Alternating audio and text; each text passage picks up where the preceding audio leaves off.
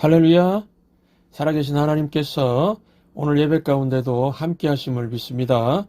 큰 은혜로 우리의 심령을 적셔 주실 줄 믿습니다. 오늘은 로마서 7장 13절부터 19절 말씀을 중심으로 절대 믿음의 삶 시리즈 여섯 번째 시간으로 살아있기에 갈등한다라는 제목으로 하나님 말씀 증거하도록 하겠습니다. 로마서 7장은 참 솔직합니다. 바울은 사도지요. 사도. 그래서 우리가 생각할 때 사도 바울은 거의 완벽한 존재일 것이다. 예수님을 온전히 빼닮은 사람일 것이다. 말씀으로 충만해서 살 것이다. 이렇게 추측할 것입니다. 그런데 로마서 7장은 뭐라고 말하고 있습니까? 바울이 갈등하고 있다고 말합니다. 15절과 19절 말씀 함께 읽겠습니다. 시작. 내가 행하는 것을 내가 알지 못하노니 곧 내가 원하는 것은 행하지 아니하고 도리어 미워하는 것을 행함이라. 내가 원하는 바 선은 행하지 아니하고 도리어 원하지 아니하는 바 악을 행하는도다. 지금 사도 바울의 갈등이 무엇입니까? 거룩하게 살아보려고 애쓰는데 마음먹은 대로 안 된다는 것입니다. 말하는 것과 행동하는 것이 다르다는 겁니다. 어느 때는 선한 것 같은데 또 어느 때는 악한 모습이 드러나고요. 아침에는 천사 같았는데 저녁에는 마귀 같고요. 여러분들 제일 듣기 싫은 말 중에 어떤 말이 있습니까? 당신은 이중인격자야. 이 말 싫어하시죠? 저도 이 말 참 싫어합니다. 로마서 7장에 지금 바울이 갈등하는 이유가 꼭 자기 자신이 꼭 이중인격자 같다는 것입니다. 저도 신앙생활을 제대로 해보자고 결심해서 열심으로 교회 생활을 하려고 했을 때 부딪혔던 문제가 바로 이 문제였습니다. 요한일서 5장 11절 보시면 하나님이 우리에게 영생을 주신 것과 이 생명이 그의 아들 안에 있는 그것이니라 이렇게 말씀하고 있죠. 이 말씀을 묵상하니까 제 마음이 더 답답했습니다. 나는 예수님을 믿는 자이고 하나님의 아들 예수님이 내 안에 있는데 생명이 있는 자인데 왜 나는 죄악 가운데 어둠의 세력에 끌려가는 것일까? 목사가 되면은요 좀 달라질 줄 알았는데 여전히 이 문제로 갈등하고 있습니다. 그래서 이 갈등은 사도 바울뿐만 아니라 또 목사들뿐만 아니라 모든 성도들에게 있다고 생각합니다. 그러면 왜 우리는 예수 믿는데 때로는 범죄하고 죄 짓는 인생을 살아갈까요? 첫 번째, 살아있기에 갈등한다는 것입니다. 살아있다는 것은 전투고 갈등이고 투쟁입니다. 우리 몸이 살아있기에 병과 싸우지요. 사람이 죽으면 몸에서 병균이 다 나온다고 합니다. 그래서 사람이 죽고 난 직후에 이 시체를 염한다고 그러죠. 만질 땐 조심해야 됩니다. 병균이 막 빠져나오거든요. 사람 목숨이 끝났기 때문에 전투할 것이 없으니까 병균이 철수한다는 겁니다. 이 공기 중에도 많은 바이러스가 있지만은요, 싸워서 이기기 때문에 우리가 살아있습니다. 여러분, 우리가 살아있기 때문에 갈등하는 것입니다. 갈등하는 것은 내 안에 생명이 있다는 것입니다. 우리가 믿을 때에 예수 그리스도의 생명이 우리 마음에 심겨진 것입니다. 여러분, 세상은 죽음의 세력이 가득 차 있습니다. 더러운 것들이 많습니다. 그러니까 우리의 성도의 모습이 어떤 이미지인 줄 아십니까? 마치 사막 가운데 핀 한 송이 꽃 같습니다. 죽음의 세력이 가득한 사막인데 이곳에서 꽃을 피우는 겁니다.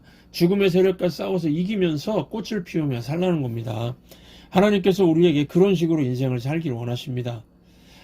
스페인의 몇백 명 안 되는 군사가 잉카 제국을 멸망시켰다는 기록이 있죠. 여러분 적어도 60만 많으면 600만쯤 되는 잉카 문명이었습니다.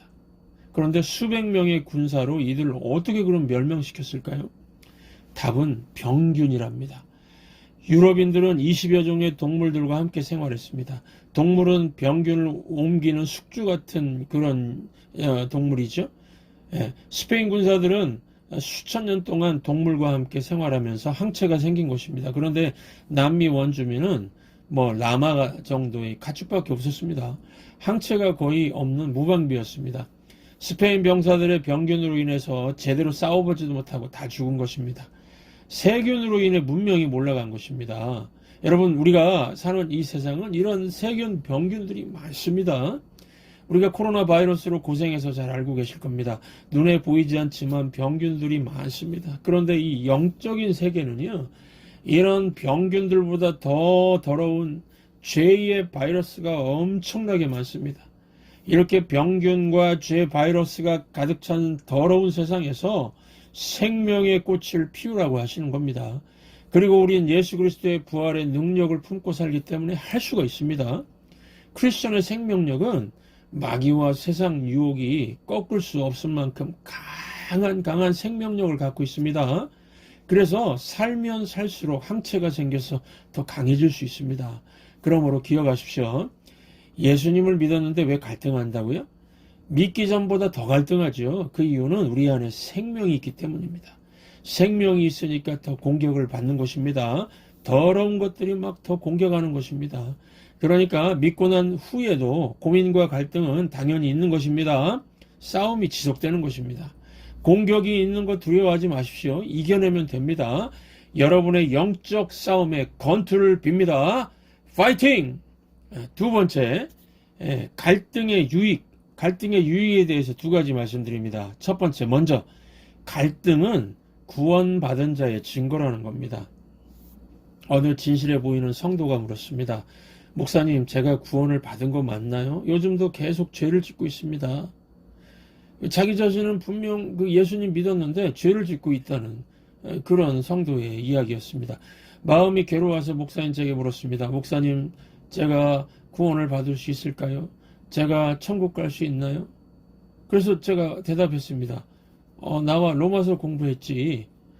구원의 필요 충분 조건은 오직 믿음뿐이라고 하나님 말씀하셨잖아. 왜 이 질문을 하는 거야? 제가 이렇게 물으니까 그 성도가 말했습니다. 어떤 목사님 쓴 칼럼을 읽었다는 겁니다. 그 칼럼에 뭐라고 써 있었니? 예, 목사님. 믿어도 죄 지으면 지옥 간다고 써 있었어요.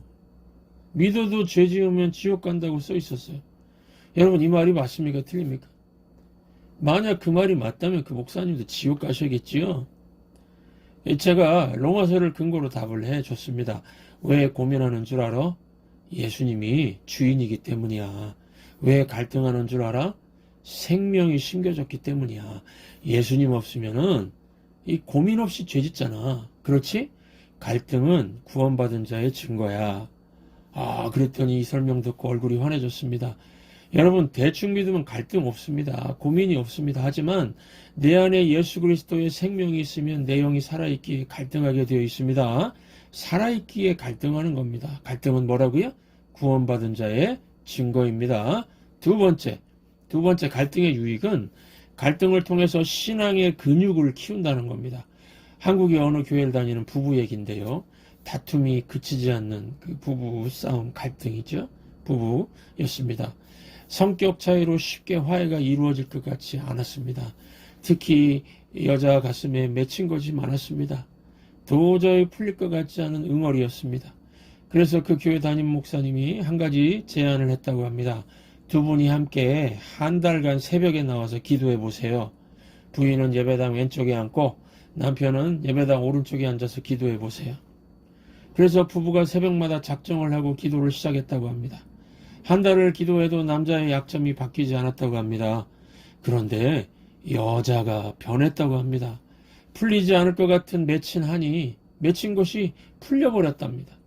남편의 약점은 별로 바뀌지 않았는데 부인에게 무슨 일이 생긴 것일까요? 부인이 간증을 했습니다. 원하는 응답은 아니었습니다. 그런데 남편의 기도하는 모습을 보니까 감동이 오고 마음이 녹게 되었습니다. 여러분, 기도 응답보다 기도 자체가 더 큰 선물이 된 겁니다. 남편의 기도하는 모습 보고서 여자 가슴에 응어리가 풀리니 부부의 갈등도 풀리게 되었다고 합니다. 여러분, 믿는 자에게도 갈등 있습니다. 그런데 우리는 갈등 해소가 목적이 아닙니다. 이 갈등 해소하면은 저 갈등이 찾아옵니다. 우리는 갈등하면서 살아가야 하는 것입니다. 그런데 갈등 붙들고 씨름하는 사이에 흔들리지 않는 믿음의 근육이 생긴다는 것입니다. 기도 응답은요, 갈등 해소만이 아니라는 겁니다. 기도하다가 기도하는 사람이 된 겁니다. 기도하는 과정을 통해 내가 누구인지 자각한 겁니다.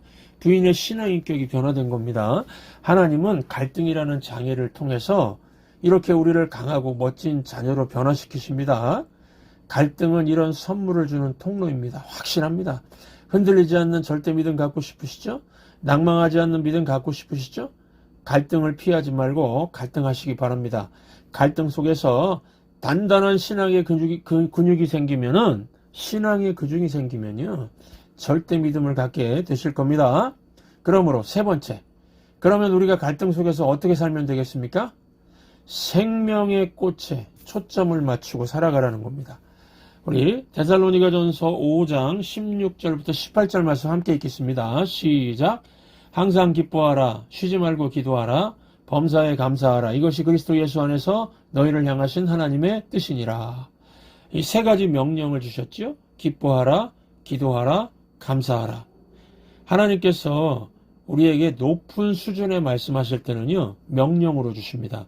왜냐하면 내 수준에서는 이해도 안 되고 공감, 납득이 안 되기 때문입니다. 지금 돈이 없는데 어떻게 기뻐해? 이거는 내 수준입니다. 내가 많이 아픈데 내가 어떻게 기뻐해? 내 수준이죠? 이해가 안 되죠? 그래서 하나님께서 명령하시는 겁니다. 기뻐하라, 기도하라, 감사하라. 이거는 초점 얘기입니다. 생명에 집중하라는 것입니다. 외적인 환경이 아무리 안 좋아도 너 안에 생명이 있지 않느냐? 생명의 능력으로 기뻐하며 살라는 것입니다. 생명의 능력으로 근심 걱정 같은 거 하지 말고 기도로 살라는 것입니다. 생명의 능력으로 원망 같은 거 하지 말고 감사로 살라는 것입니다. 사막에 꽃이 한 송이 있습니다. 만약에 이 꽃이요, 왜 내 인생은 사막이야? 이렇게 말한다면 어리석은 인생이라는 겁니다. 꽃은요, 사막이든 낭떠러지 위든 상관없습니다. 꽃 피우는 것에만 초점을 맞추니까요. 그래서 꽃을 피우는 거죠. 사무엘상, 구약성경 사무엘상 읽어보시면은 다윗의 스토리가 나오는데, 특별히 그 성장 스토리가 나옵니다. 다윗에 대해 한번 묵상해 보시기 바랍니다. 다윗의 모든 영성의 뿌리는 어린 시절 들판에서 양칠 때 생겼다는 걸 알 수가 있습니다. 자연의 아름다움을 맛보면서 다윗은 강한 영성을 갖게 되었습니다. 요즘은 어른들에 비해서 젊은이들이나 청소년들은 자연에 가는 걸 별로 안 좋아하는 것 같습니다. 그래서 영성이 약한 것 같습니다. 자연에서 얻는 힘이 굉장히 큽니다. 자연은 쏘기질 않습니다. 봄에는 개나리 피고 진달래 피고, 여름에는 울창한 나무, 가을에는 코스모스가 피고, 겨울에는 겨울바람이 정신을 말짱하게 해줍니다. 어떤 목사님이 한강에 규칙적으로 나가서 조깅을 해보니까요, 아침, 저녁 바람의 방향이 일정하게 달라지는 걸 느꼈다고 합니다. 자연은 쏘기질 않습니다. 일정합니다. 그런데 사람은 매번 변하죠. 그래서 사람 만나면 피곤하지 않습니까? 여러분, 그래서 사람을 기준으로 하면은 힘들어지게 되어 있습니다. 변하지 않는 하나님 말씀과 자연으로 돌아가서 하나님을 묵상해 보시기 바랍니다. 그러면은 생명력이 넘치게 될 것입니다. 하나님 주시는 평화가 임하게 될 것입니다. 공원이나 산에 올라가면요, 예배당 안에서 느끼는 것 같은 어떤 거룩함이 느껴지지 않습니까? 어떤 분들은 산에 올라가서 끓여 먹는 라면이 최고지, 이런 말씀도 하시는데, 진짜 가장 큰 유익은 무엇입니까? 산에 오르면은 창조주 하나님의 품 안에 안긴 것 같습니다. 저는 이 베어 마운틴에 올라갈 때마다 주님은 산 같아서 그 찬양이 떠오르곤 합니다. 안개가 날 가리워 내 믿음 흔들리려 할 때 나 주님께 나아가네. 이 산에 오르는 기분이 꼭 주님께 나아가는 기분입니다. 주님은 산 같아서 여전히 그 자리에 계셔 눈을 들면 보이리라 날 위한 그 사랑. 여러분, 이게 자연이 주는 큰 기쁨입니다. 주는 나의 도움이시며 주의 계획 영원하시네. 주의 위엄 앞에 믿음으로 순종해 예배드리리. 등산이요, 예배가 되는 겁니다. 주의 위엄 앞에, 창조주의 큰 위엄 앞에서 이 하나님 성품 묵상하시면서 한번 산과 공원의 숲과 나무를 즐겨보시기 바랍니다.